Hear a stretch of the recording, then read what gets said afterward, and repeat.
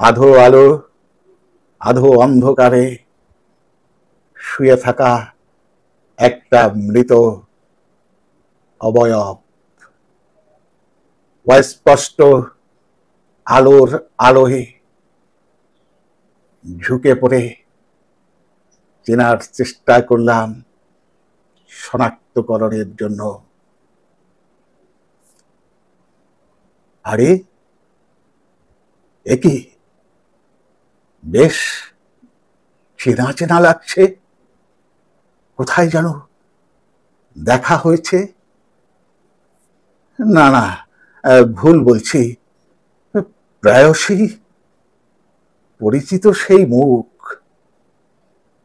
অবক্ষয়ের আতুর ঘরে জন্ম হয়েছিল যার, বড় হয়েছিল রাস্তার ধারে রাস্তাকুড়ের এটোকাটায়, লজ্জা ঢেকেছিল শ্মশানের একটি মৃতদেহ থেকে খুলে নেওয়া বস্ত্রে।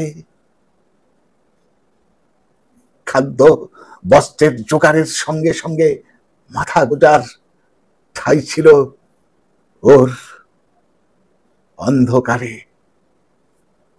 সেই বিভীষিকাময় অন্ধকারে ছিল না সূর্যের আলোকময় দ্যুতি কিংবা চাঁদের মায়াবী স্পর্শ।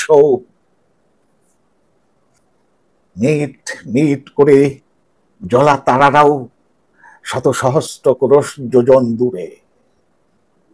শহরের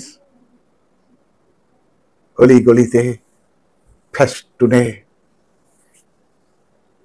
আঁকা দেওয়াল, আর শহর থেকে শহরতলির পথে পথে হাজার হাজার মানুষের মিছিল দেখতে দেখতে ক্লান্ত হয়ে রাস্তার ধারে লাগানো বড় ঘড়িটার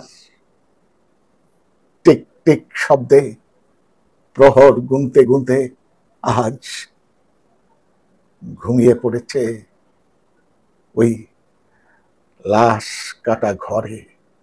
রঙিন ফানুসের মতো স্বপ্নগুলোর বুদবুদ বুদবুদ উঠছে আকাশে।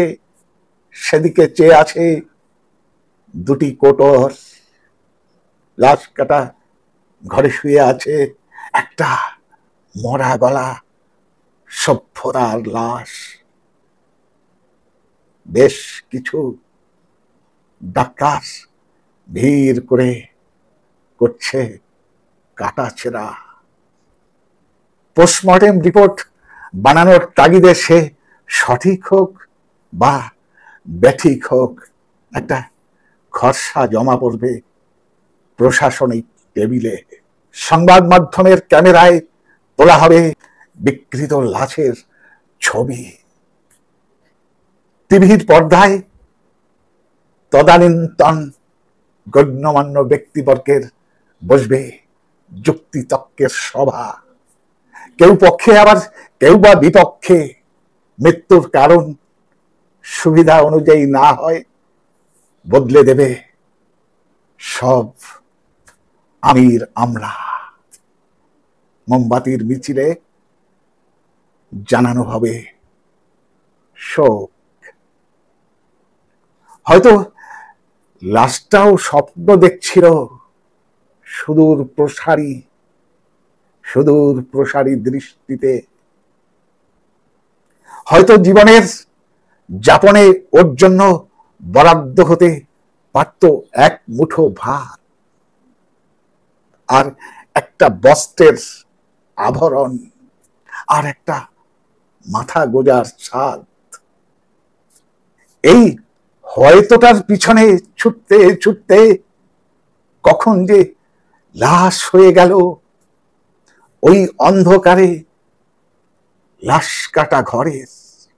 হয়তো হয়তো শব্দটা বুকে নিয়ে এখন এখন শুয়ে আছে লাশ কাটা ঘরের টেবিলে। নমস্কার। কবিতাটি লিখেছেন মাননীয়া কবি জয়া সান্যাল। কবিতা হয়তো।